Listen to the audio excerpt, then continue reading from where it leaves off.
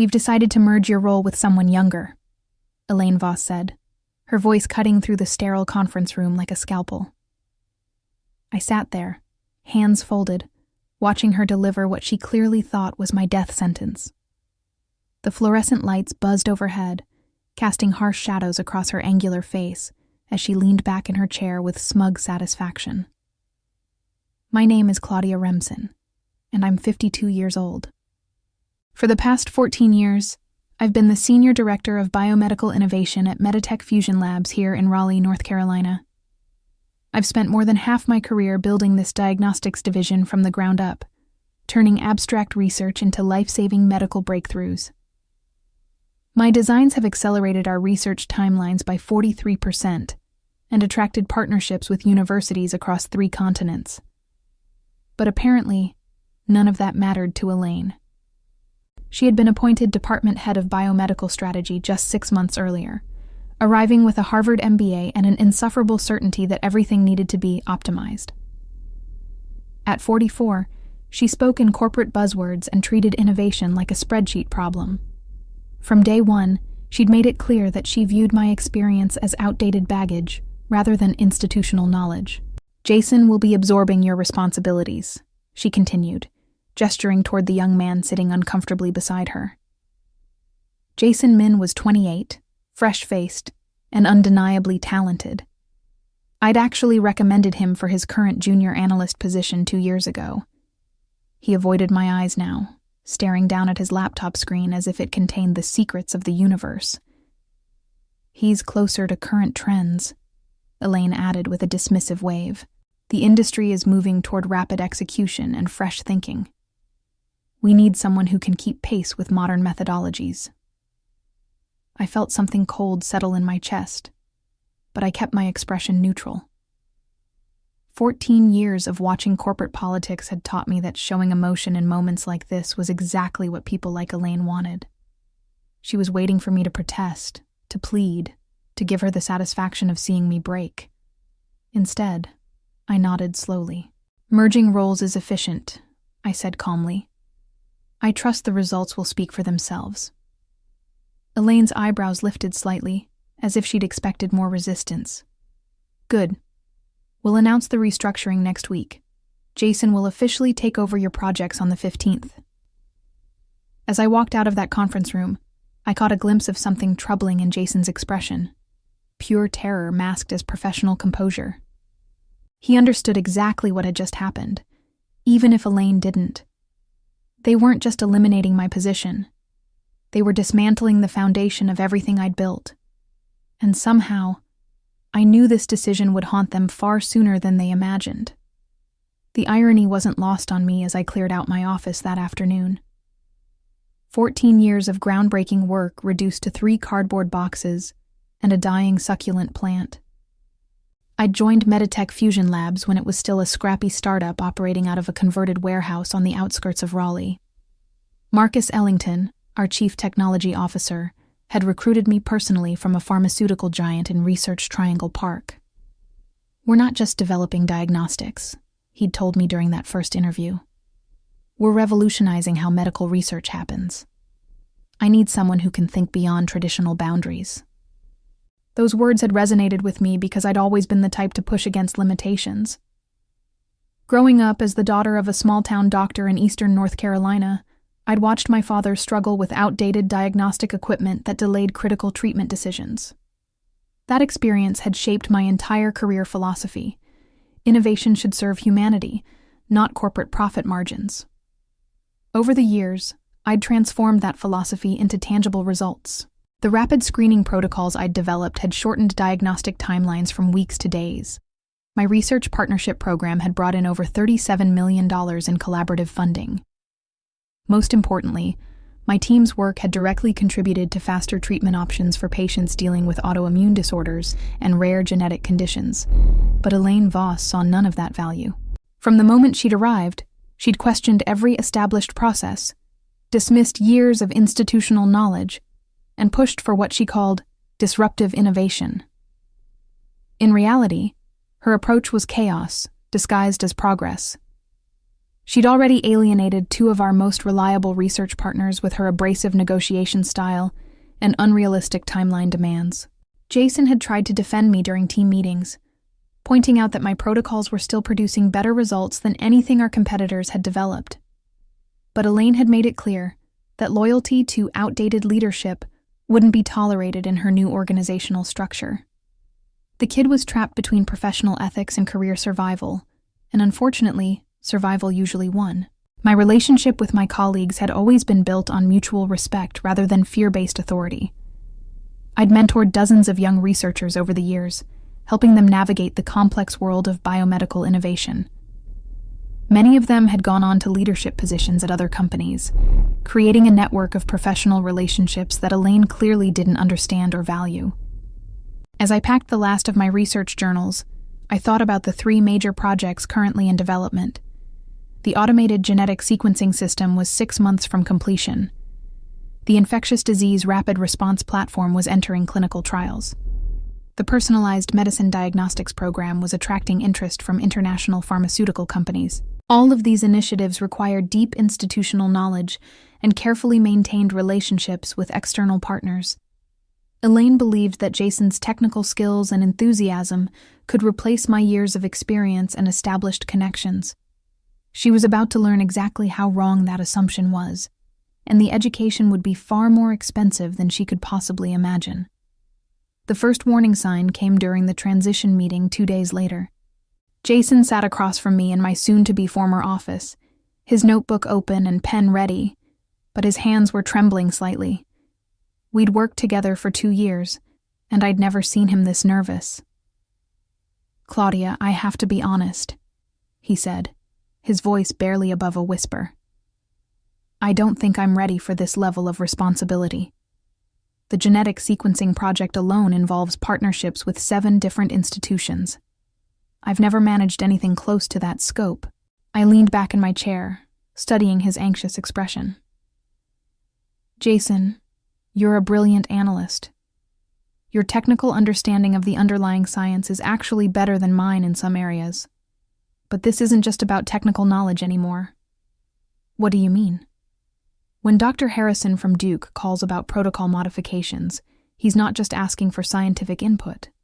He's testing whether we still have the institutional stability to be reliable partners. When the clinical trial coordinators need timeline adjustments, they're looking for someone who understands the regulatory implications of every decision. These relationships took years to build." Jason's face had gone pale. "Elaine said the technical aspects were the most important part. She thinks the relationship management is just networking fluff that anyone can handle." I felt a familiar knot forming in my stomach. This was worse than I'd anticipated. Elaine wasn't just underestimating the complexity of my role. She was actively dismissing the most critical components of it. "Jason, have you told her about the upcoming review with the International Pharmaceutical Consortium?" "The what?" My heart sank.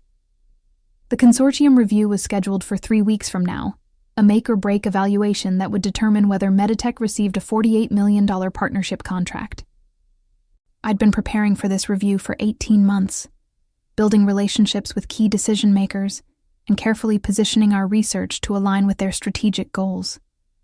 "There's a presentation scheduled for March 8th, I said slowly. "Representatives from 5 pharmaceutical companies will be evaluating our personalized medicine diagnostics program. This contract could fund our research for the next 4 years."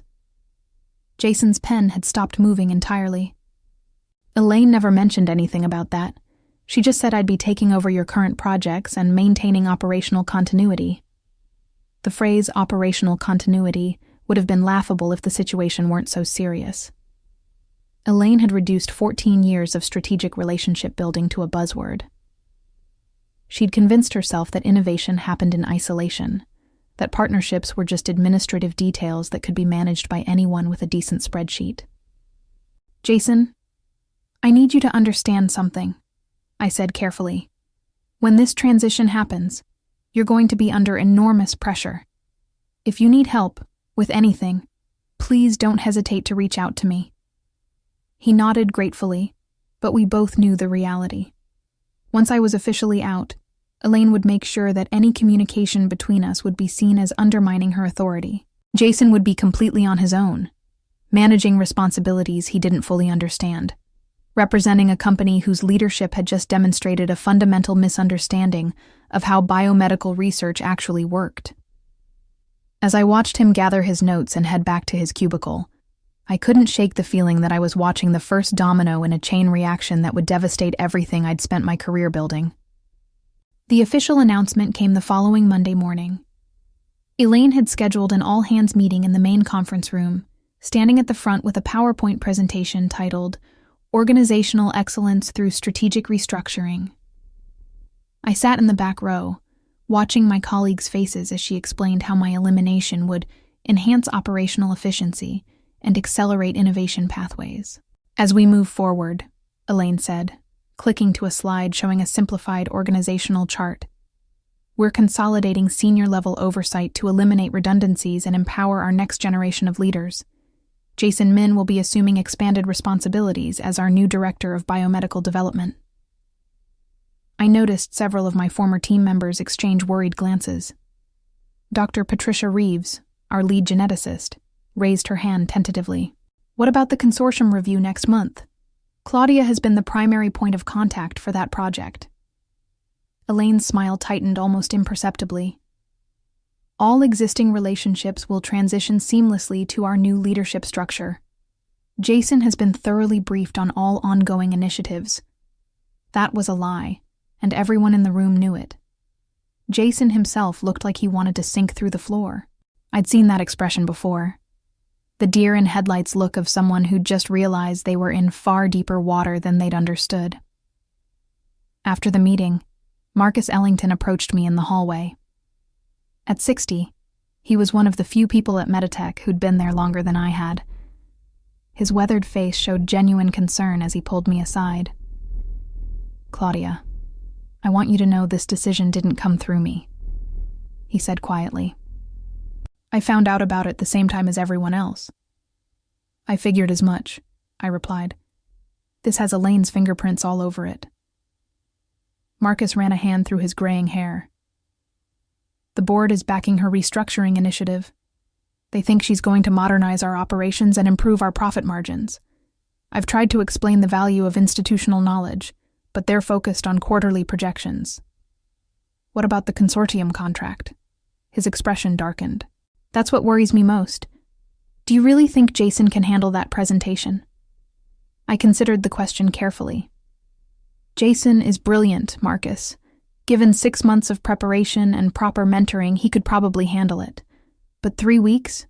With no background on the political dynamics between those companies? It's going to be a disaster. Can you help him? Unofficially? I shook my head. Elaine made it very clear that my input won't be welcome during the transition. She views any ongoing involvement as undermining her authority. Marcus was quiet for a long moment. You know, I've been thinking about your offer from Creswell Electric's biotech division. Maybe it's time to seriously consider other opportunities. That caught my attention. 3 months earlier, I'd received a recruitment call from Creswell Electric, a major technology company that was expanding into medical device development. They'd offered me a position as Chief Innovation Officer, heading up their new biomedical research initiative. At the time, I'd politely declined, feeling loyal to Meditech and the work we were doing. They're still interested, I said slowly. In fact, they called again last week. What kind of resources are they offering? Unlimited research budget for the first 2 years. Complete autonomy over project selection and team building. And they're specifically interested in rapid diagnostic development. Exactly the kind of work I've been doing here. Marcus's eyebrows lifted. That sounds like an incredible opportunity. It is. And here's the thing, Marcus. They've also expressed interest in acquiring some of the diagnostic protocols I've developed. Apparently, there's a gray area in my employment contract about intellectual property rights for innovations I created using my own methodologies. The implications hung in the air between us. Over the years, I'd developed several diagnostic protocols using research methodologies I'd created independently, often working on my own time with resources I'd personally secured. The legal department had never clarified whether those innovations belonged to me or to Meditech, assuming it would never become an issue. "Claudia," Marcus said carefully, "if you're thinking about leaving, you should probably have a lawyer review your employment contract." "Already done," I replied. "Turns out my intellectual property rights are much more extensive than Elaine realizes. The rapid screening protocols, the genetic sequencing algorithms, the infectious disease detection systems. Legally, I have legitimate claims to most of the innovations that make our diagnostics division competitive." Marcus's face had gone pale. "Elaine doesn't know about this, does she?"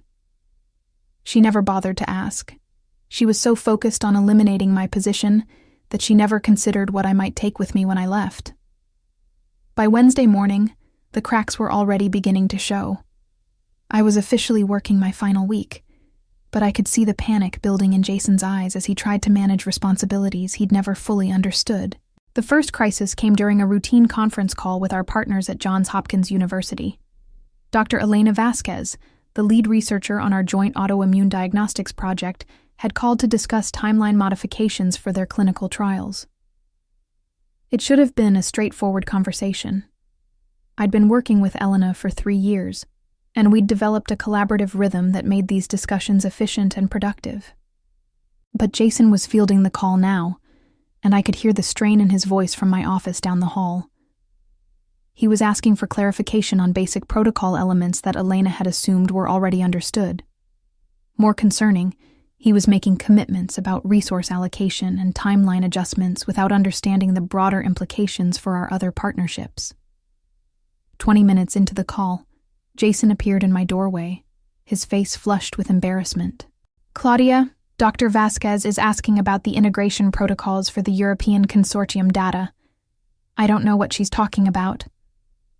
I glanced around to make sure Elaine wasn't within earshot, then quietly explained the background. 6 months ago, we agreed to share diagnostic protocols with 3 European research institutions. Elena's team is supposed to integrate their findings with the European data before the consortium review. It's a key component of our value proposition. How was I supposed to know that? "It should have been in the transition documentation," I said gently. "Did Elaine provide you with the partnership history files?" Jason shook his head. "She said I should focus on current technical requirements, not historical administrative details." I felt a chill run down my spine. Those historical administrative details represented millions of dollars in research investments and carefully negotiated agreements with international partners. Elaine had literally thrown away the institutional memory that held our entire collaborative network together. "Jason, listen carefully," I said. "You need to tell Dr. Vasquez that you'll follow up with detailed integration protocols by Friday. Then you need to go to Marcus and explain exactly what's happening. This is bigger than a missed phone call." After Jason left, I sat in my office staring at my computer screen.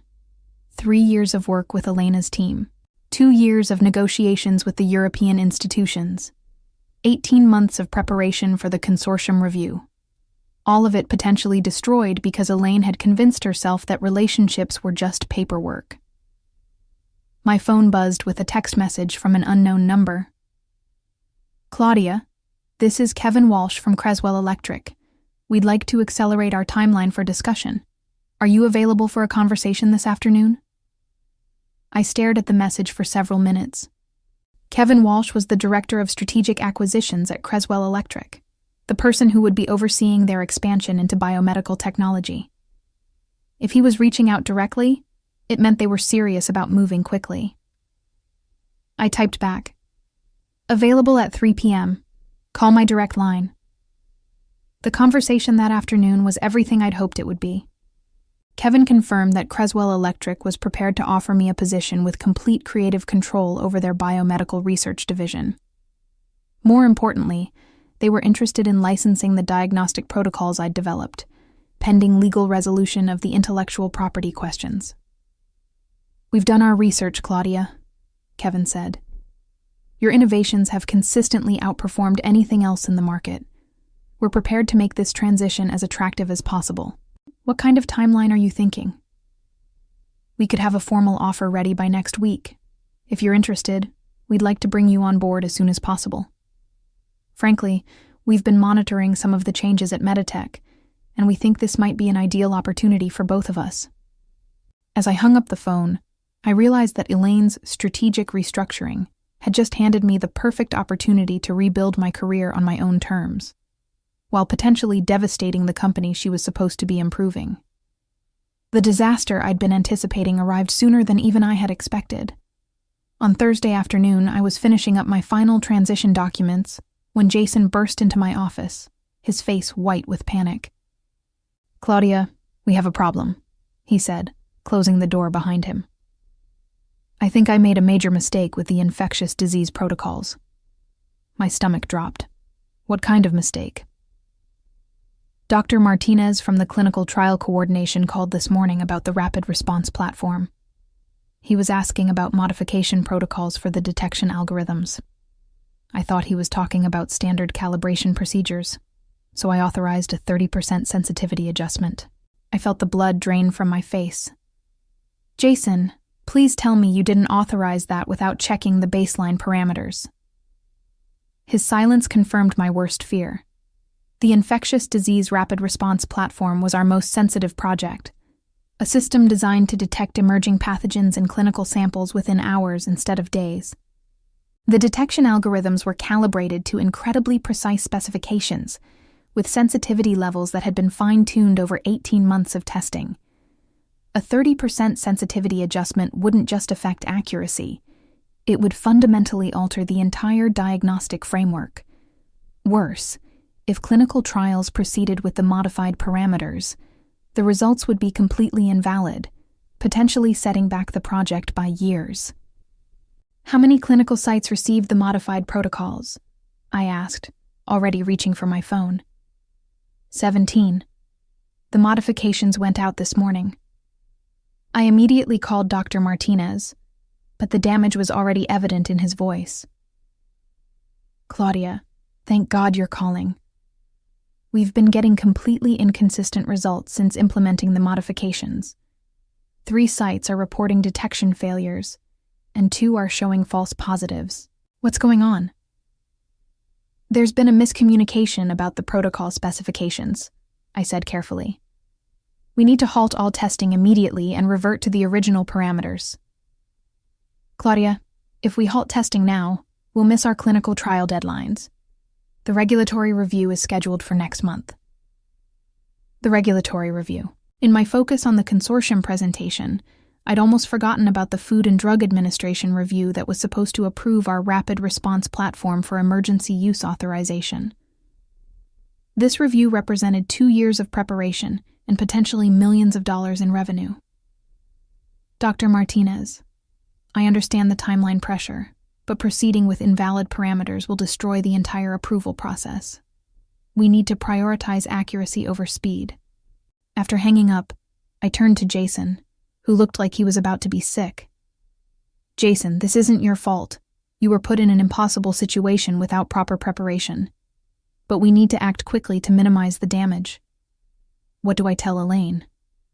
That was the question I'd been dreading.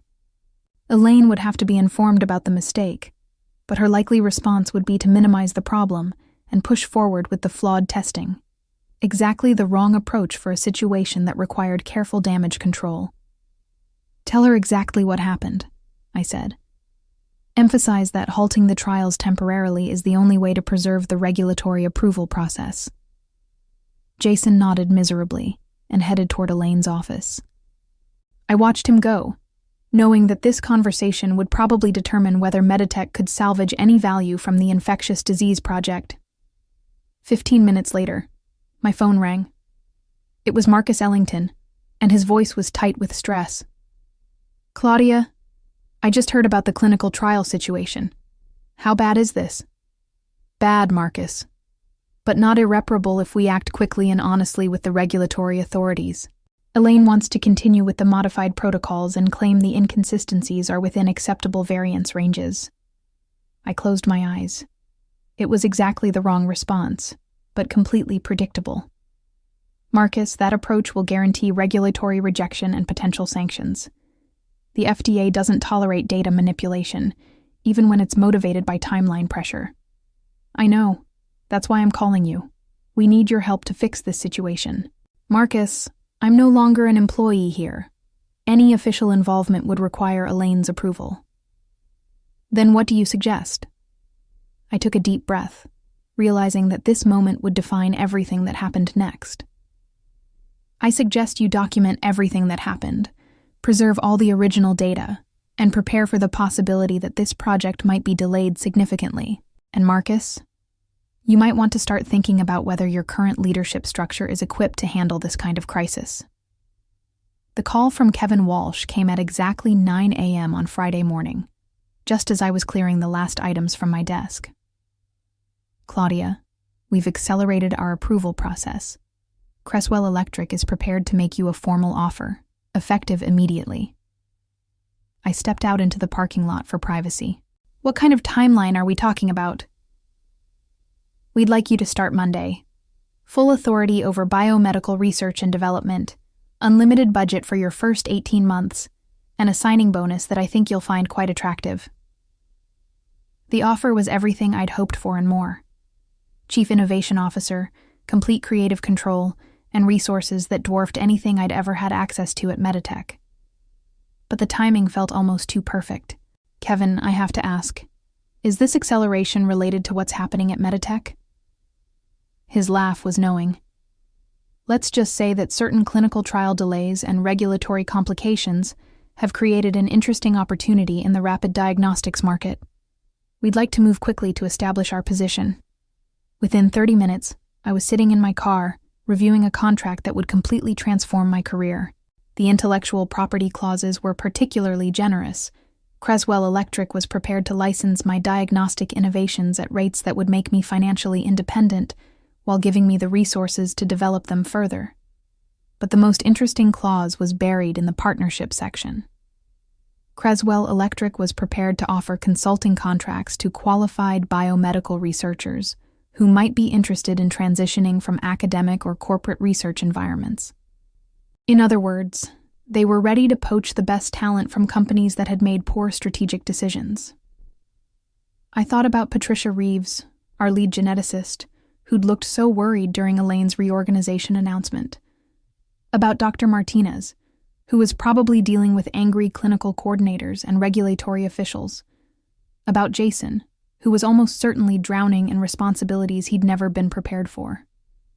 As I signed the contract, I realized that Elaine's strategic restructuring had just handed Creswell Electric the opportunity to acquire not just my innovations, but potentially the entire intellectual foundation of Meditech's diagnostic division. The consortium presentation was scheduled for Wednesday morning. I learned about the outcome from Marcus Ellington, who called me at my new office at Creswell Electric. Claudia, it was a complete disaster, he said, his voice heavy with exhaustion. Jason tried his best, but he simply didn't have the background knowledge to answer their technical questions. When they asked about the European integration protocols, he had to admit he didn't know what they were talking about. I winced, imagining Jason's humiliation in front of 5 pharmaceutical executives. What was their response? They terminated the partnership discussion immediately. $48 million gone. But that's not the worst part. What's the worst part? 3 of the consortium companies have already reached out to us asking for your contact information. They want to discuss potential partnerships with Creswell Electric. The irony was almost too perfect. Elaine had eliminated my position to enhance operational efficiency, but in doing so, she'd destroyed the relationships that made efficiency possible. The consortium companies hadn't been interested in Meditech's technology. They'd been interested in working with me. Marcus, there's something else you should know, I said carefully. The infectious disease project delays have created regulatory complications that extend beyond just timeline issues. The FDA is asking questions about institutional stability and research oversight. What does that mean? It means they're concerned about whether Meditech has the expertise to manage complex clinical trials. If they lose confidence in your institutional capabilities, it could affect all your pending approvals. Marcus was quiet for a long moment. How much damage are we looking at? Potentially everything, Marcus. The regulatory authorities don't just evaluate individual projects. They evaluate the companies behind them. If they decide that Meditech no longer has the institutional knowledge to manage biomedical research safely, they could halt all your clinical programs. The silence that followed spoke volumes about the magnitude of what Elaine's restructuring had set in motion. As I settled into my new role at Creswell Electric, watching Meditech's carefully built reputation crumble from my office window, I reflected on how completely Elaine had underestimated the true cost of experience, and how satisfying it felt to watch her learn that lesson through the spectacular collapse of everything I'd built.